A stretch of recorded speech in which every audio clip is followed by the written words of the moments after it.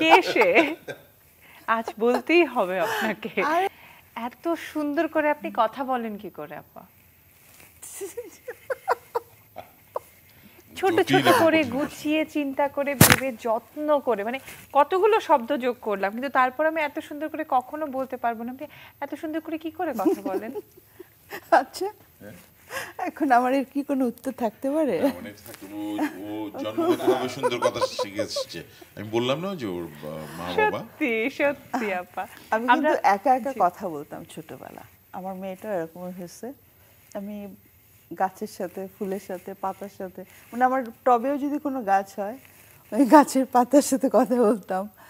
মানে নতুন একটা গাছ বের হলো ওইটার সাথেও কথা বলতাম। এটা আমার থেকে শুরু হয়ে যাবে সমস্ত দর্শকদের। এই যারা দেখছেন এই মুহূর্তে, যারা শুনছেন টেলিভিশনের পর্দা এবং ফেসবুক পেজে যারা দেখছেন, প্রত্যেকে সবকিছুর সাথে কথা বলুন, গাছের সাথে, ফুলের সাথে, তারপরে গাছ যদি মরে যেতে থাকে ওর সাথেও কথা বলি। তারপর নিশ্চয়ই গাছটা আবার জেগে গেছে, মানে আবার সতেজ হয়ে যায়। এত কষ্ট কেন তোমার, কি হয়েছে? তোমাকে কেউ বকা দিছে? আচ্ছা, আমি তোমাকে ভালোবাসি, আমি তোমাকে অনেক আদর করবো, তোমাকে আমি এটা দিব এটা দিব, মানে এরকম কথা বলতাম ছোটবেলা থেকে। 250-টিরও বেশি ডিজাইন অপশন নিয়ে ওয়ালটন স্মার্ট ফ্রিজ, বোঝে আপনার প্রয়োজন। এটা একটা এখন থেকে এই এই প্রক্রিয়া সকলে আমরা অনুসরণ করব। এবারে গান দেখে আসি একটা, চলে।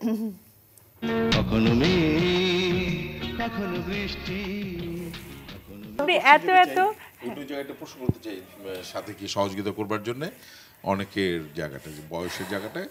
আমরা সবাই জানি যে ঢাকা শহরের একটি ক্যান্ডি ফ্লক্স বলে একটি দোকান ছিল, যেখানে ফাস্টফুড সহ অন্যান্য অনেক কিছু ক্যান্ডি ফ্লস, হ্যাঁ, এই যে এখানটা ছিল একে। তো সেখানটায় মৌসুমি